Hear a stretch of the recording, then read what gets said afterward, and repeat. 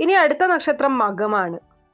ആവശ്യമില്ലാത്ത ഭയവും മനപ്രയാസവും അനുഭവിക്കേണ്ട ഒരു സാഹചര്യം ഇവർക്കുണ്ടാവും. നന്നായി ഈശ്വര പ്രാർത്ഥന ചെയ്യുക എന്നതാണ് ഇതിനുള്ള ഏറ്റവും നല്ല പോംവഴി. വിദ്യാർത്ഥികൾക്ക് സമയം അത്ര നല്ലതല്ല. ഏതു കാര്യത്തിനും കാലതാമസം നേരിടുന്ന ഒരു സമയമായിരിക്കും ഈ ഒരു മാസം. വാക്കുതർക്കങ്ങൾ പരിഹരിക്കുവാൻ മുന്നിട്ടിറങ്ങി അപകീർത്തി നേടാൻ സാധ്യതയുള്ളതിനാൽ ശ്രദ്ധയോടെ പ്രവർത്തിക്കുക എന്നതും വളരെ പ്രധാനമാണ്. ഇനി അടുത്തത് പൂരം നക്ഷത്രമാണ്. സമയപരിധിക്കുള്ളിൽ കാര്യങ്ങൾ ചെയ്തു തീർക്കുവാൻ കഴിയാതെ വരുന്നതിനാൽ മേലുദ്യോഗസ്ഥരുടെ ശാസന ഏൽക്കേണ്ടതായിട്ട് വരും. സുഹൃത്തുക്കളായി ഭിന്നതയിലാവാതെ നോക്കേണ്ടതായിട്ടുണ്ട്. വിവാഹാദി കാര്യങ്ങളിൽ മാതാപിതാക്കളുടെയും മുതിർന്നവരുടെയും അഭിപ്രായത്താൽ തീരുമാനം കൈക്കൊള്ളണം.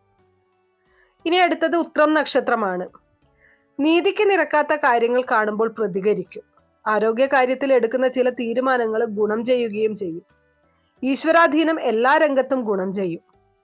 വിലപിടിപ്പുള്ള രേഖകൾ നഷ്ടപ്പെടാൻ സാധ്യതയുള്ളതിനാൽ നല്ലൊരു ശ്രദ്ധ കൊടുക്കേണ്ടതായിട്ടുണ്ട്. അതുപോലെ തന്നെ ആരോഗ്യ കാര്യത്തിലും ഒരല്പം ശ്രദ്ധ കൊടുക്കുക. പകർച്ചവ്യാധികളൊക്കെ പിടിപെടാനുള്ള സാധ്യത കാണുന്നുണ്ട്. ഇനി അടുത്തത് അത്തം നക്ഷത്രമാണ്.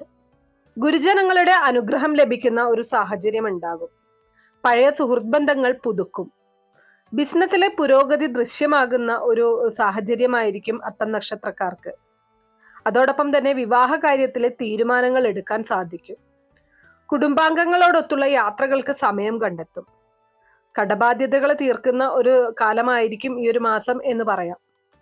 ഈശ്വര ചിന്ത നിങ്ങളിൽ കൂടുന്നതായിട്ട് കാണാം. കരാറ് ജോലികളിൽ നിന്നും നല്ല പുരോഗതി ഉണ്ടാവുകയും ചെയ്യും.